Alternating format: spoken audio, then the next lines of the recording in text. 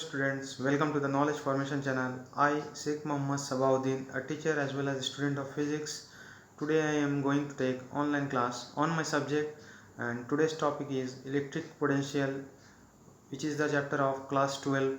So this is the part 2 of the video. Part 1 link is always already given in the description. So let's start. In part 1 of this video, I have already discussed the 10 points shown here. In this video, that is part 2, we will discuss 5 points. Point number 11, electric potential at any point due to an electric dipole.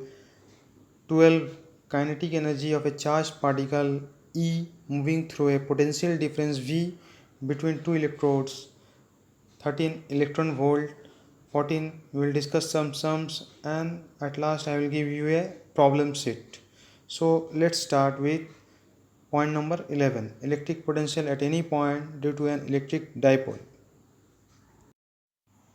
So electric potential at any point due to an electric dipole consists of three cases.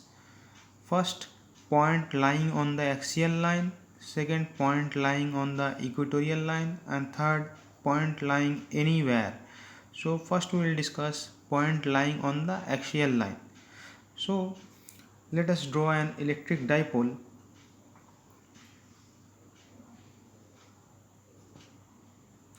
with plus q charge and minus q charge and plus q charge.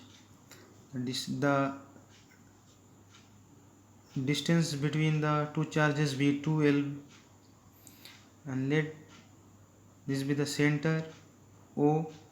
So this distance will be L and this will also be L. Let us consider a point P at a distance r from the center O of the dipole. This point P is said to be axial position. So we are discussing the case point lying on the axial line. What do you mean by axial line? This is dipole, and the line along the axis of this dipole is called axial line, and the point on this line is called axial point. So let us calculate the potential at point P due to the dipole. So let potential at point P due to plus q charge be V1 and due to minus q charge be V2. So the net potential at point P due to the whole dipole will be V is equal to V1 plus V2. Now what is V1? V1 is the potential due to plus q charge. So it will be 1 by 4 pi epsilon 0 plus q charge by this distance. And what is this distance? This distance is, this will be r, and if L is subtracted from r, we will get r minus L. So this is r minus L. So this is the expression for V1. And what is the expression for V2? So plus, we will write the expression for V2. Again it is 1 by 4 pi epsilon 0.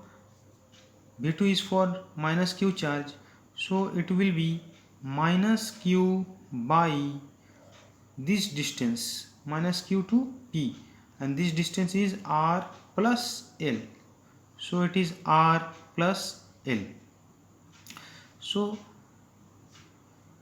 after doing calculation, we will find out the expression will be q by 4 pi epsilon 0 1 by r minus L plus 1 by r plus L.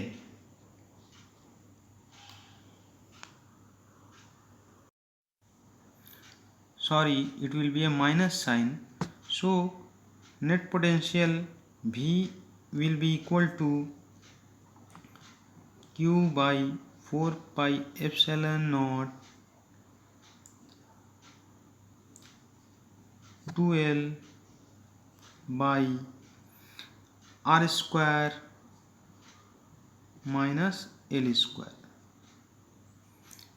Now 2ql means dipole moment P by 4 pi epsilon 0 r square minus L square. Now we know for in case of dipole L is much less than R, so we will neglect L in comparison to R, and final expression for potential for a point lying on axial line will be 1 by 4 pi epsilon 0 P by R square. So this is the electric potential at a point lying on the axial line due to an electric dipole. Now let us discuss second case, point lying on the equatorial line.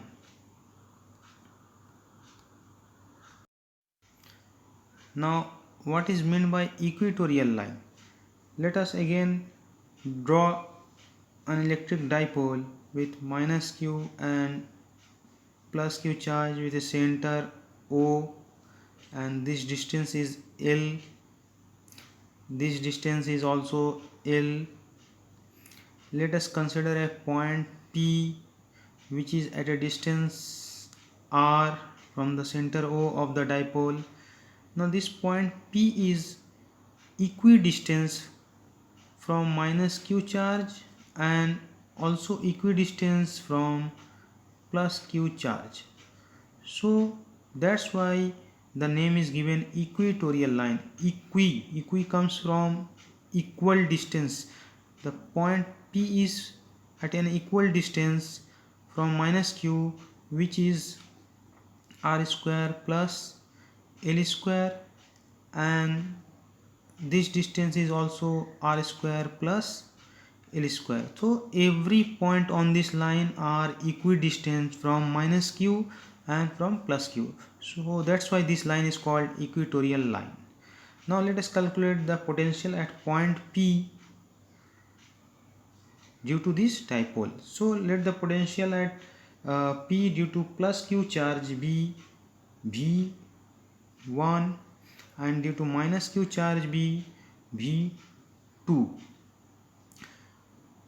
Therefore the expression will become 1 by 4 pi epsilon 0 plus q charge by the distance, this distance, which is r square plus L square half,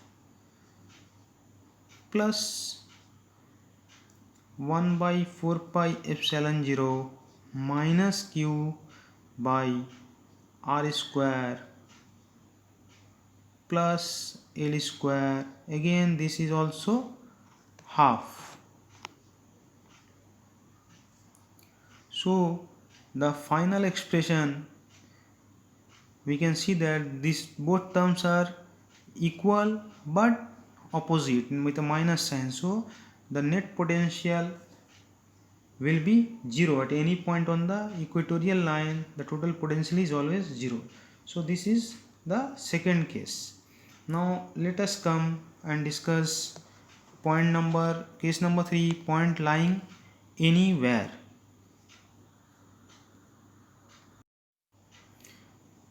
Again let us consider an electric dipole with minus q charge and plus q charge at point A, and let us consider a center O of this dipole which is at a distance L from each charge. Let us consider a point P which is at any arbitrary position anywhere. So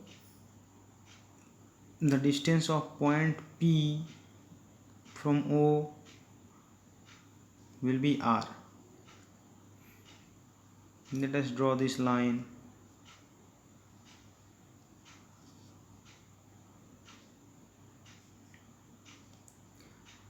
Let the point P substance at an angle of theta with this dipole. So the net potential at point P will be equal to V, and this is equal to V1 plus V2. V1 is the potential due to plus Q charge at P, and V2 is the potential at P due to minus Q charge. Now this expression will come out to be 1 by 4 pi epsilon 0 Q by AP, this distance, minus due to minus Q charge minus Q by BP. So Q by 4 pi epsilon 0 is common, and taking this LCM we will get BP minus AP by BP into AP. Now putting the value of BP minus AP and BP into AP, we will get the expression for potential V. So let us find out the value of BP and AP. From the diagram we can see that if we draw a perpendicular from point A on BP,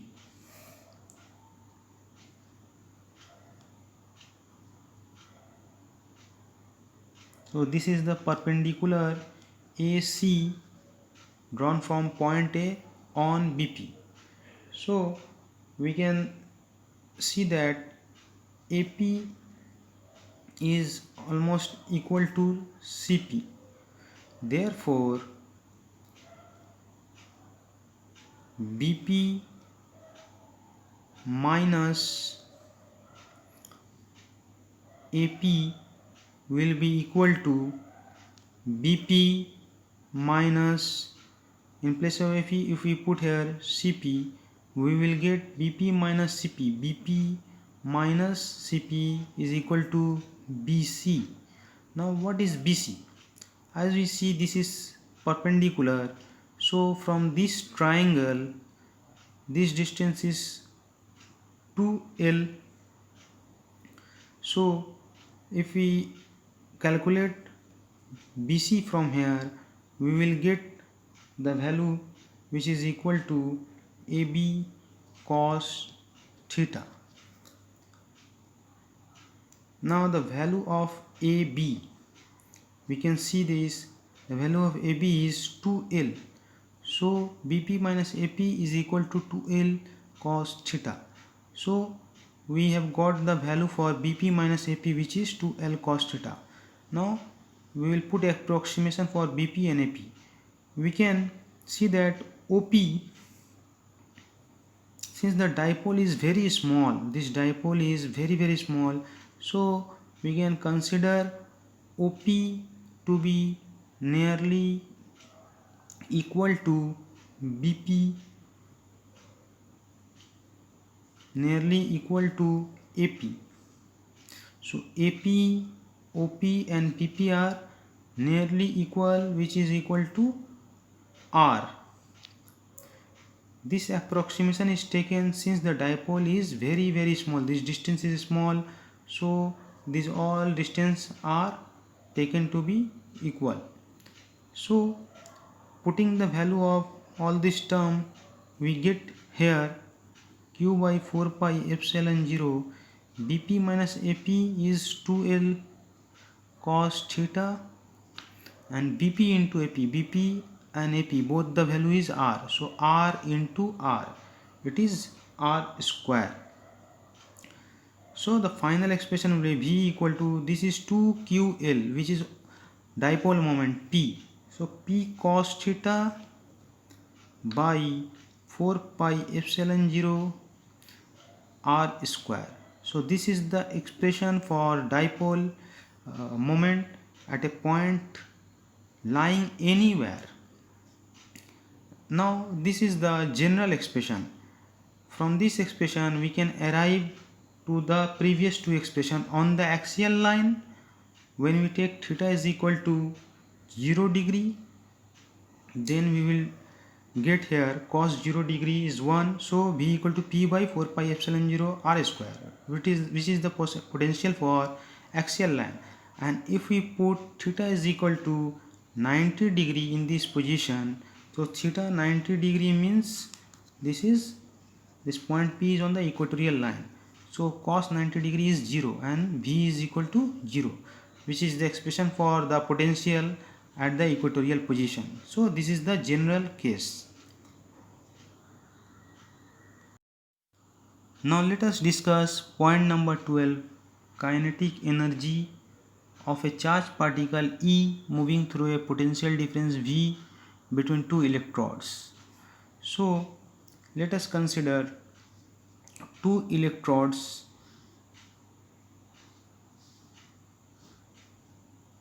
as shown in the figure.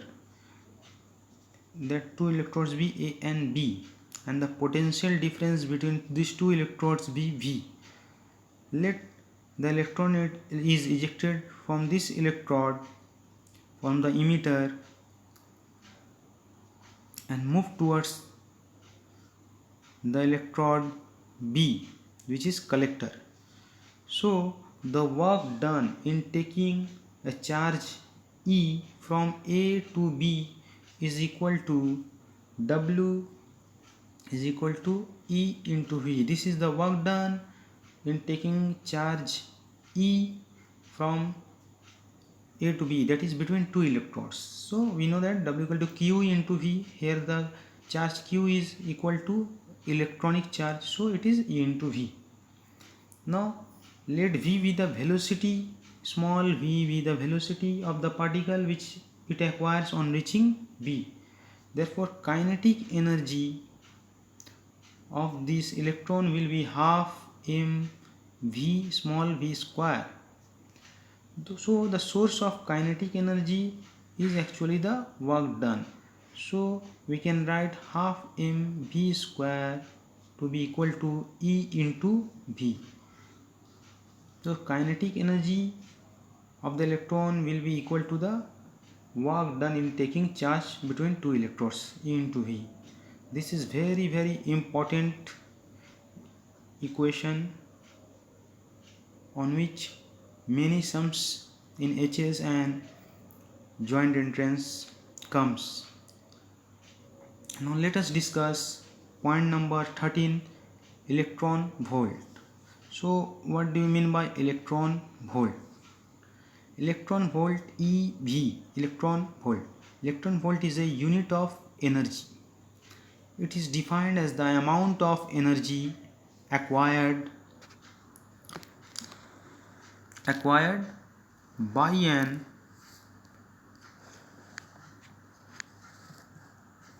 electron when it is accelerated through a potential difference of 1 volt. So it is defined as the amount of energy acquired by an electron when it is accelerated through a potential difference of 1 volt. So in place of E we can write the value of charge 1.6 into 10 to the power minus 19 coulomb and V equal to 1 volt, which is given by definition 1 volt. So kinetic energy we know it is E into V. So in place of E we have written this and V1, and kinetic energy, since it is energy, so the unit is joule in SI, so it will be 1.6 into 10 to the power minus 19 joule. And what is the value of 1 mega electron volt? It is equal to 10 to the power 6 electron volt. So you have to remember this expression which is utilized in the sums. Now let us discuss some sums, that is point number 14. So let us discuss this sum. An infinite number of charges, each of value q, are placed on the x-axis at the points x equal to 1, x equal to 2, x equal to 4, x equal to 8 and so on. Find the potential and intensity due to these charges at x equal to 0. If the charges are alternately positive and negative, what will be the potential and intensity at the same point. So this is the second part. First we will calculate the first part. So we can see that if we consider V be the potential at x equal to 0, then the total potential acting at x equal to 0 will be the sum of all the potentials due to each charge at x equal to 1, 2, 4, 8 and so on. So we know that V equal to 1 by 4 pi epsilon 0 q by r, and in CGS we can write only q by r instead of 1 by 4 pi epsilon 0. We can remove 1 by 4 pi epsilon 0 from the term. So here V equal to q by r means q by 1 plus q by 2 plus q by 4 plus q by 8 and plus dot dot to the infinite number of charges. So we have taken the summation up to infinity. Now taking q to be common, we get this expression. Now this is nothing but infinite GP series. And what is the solution for infinite GP series? Q by, this is q by a by 1 minus r. A is the first term, so first term is 1, and 1 minus r. R is the difference between two consecutive terms. So difference between two consecutive terms, we can see 1 minus half means half, half minus 1 by 4 means half, 1 by 4 minus 1 by 8 means half. So it is half. So calculating this, we get it is 2q. Now let us calculate the second thing, intensity. So intensity expression at x equal to 0, we know that E equal to 1 by 4 pi epsilon 0 q by r square. So in CGS we can write only q by r square. So q by 1 square plus q by 2 square. Here it is all 1, 2, 4 means q by r, and in electric intensity we know that it is q by r square. So 4 square, 8 square up to infinite number of charges. So again putting the value of all squares, and this is also infinite GP series. So a by 1 minus r, a means the first term 1 and r means the difference between two consecutive terms. So dividing 1 by 16 by 1 by 4, we get it is 1 by 4. 1 by 64 by 1 by 16, we get 1 by 4.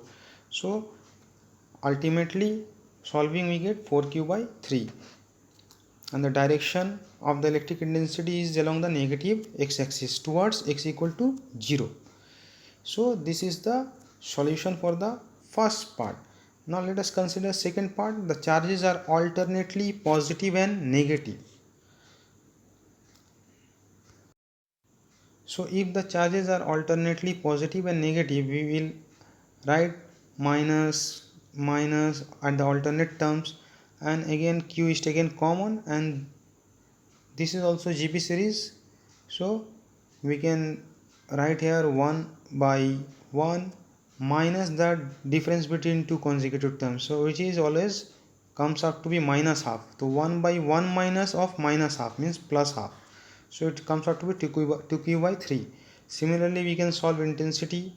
It is also at alternate sums. We can see here it is minus sign here, minus sign here, and so on.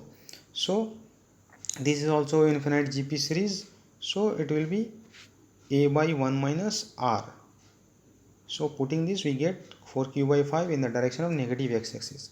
Now let us discuss second sum. Very important for HS. Two equally charged soap bubbles of equal volume. So equally charged and equal volume means their radius are same, are joined together. So soap bubbles are joined together to form a large bubble, bigger bubble. If each bubble means smaller the soap bubbles had a potential V. Find the potential of the resultant bubble. So here the question is to find the potential of the resultant bubble, which is bigger bubble, which is formed by joining two small bubbles. So let us consider the radius of the smaller bubble be r and the larger bubble be capital R. Charge of each small bubble be q. So according to question, two small bubbles combine to form a single large bubble. So single large bubble volume is 4 by 3 pi capital R cube, which is equal to 2 times the volume of small bubble. So 2 times the volume of small bubble. Now small bubble volume is 4 by 3 pi r small r cube. So equating this, we get the expression R is equal to 2 1/3 small r.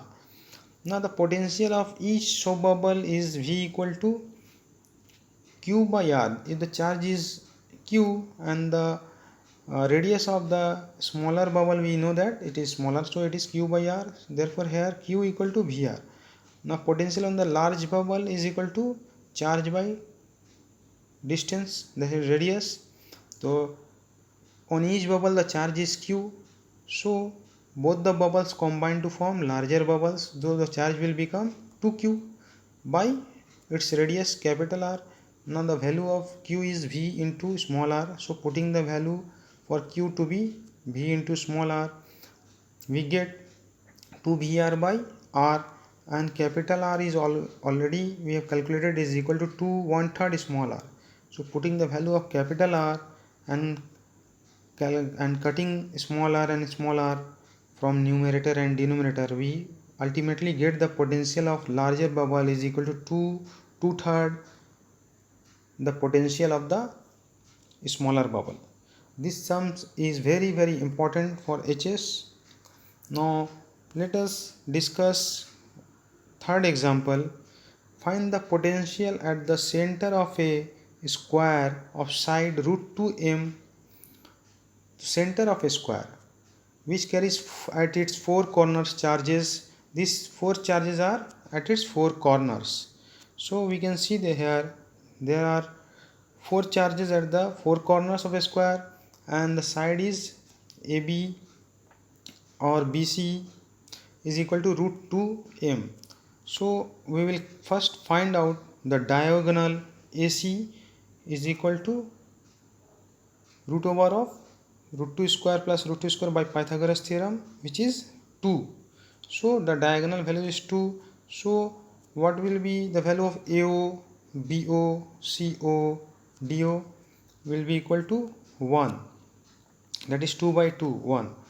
Now the potential we have to calculate the potential at the center of a square due to all the four charges at the corners.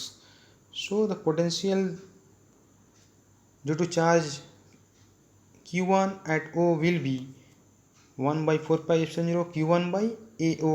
Similarly for B will be BO, Q2 by BO, Q3 by CO, Q4 by DO.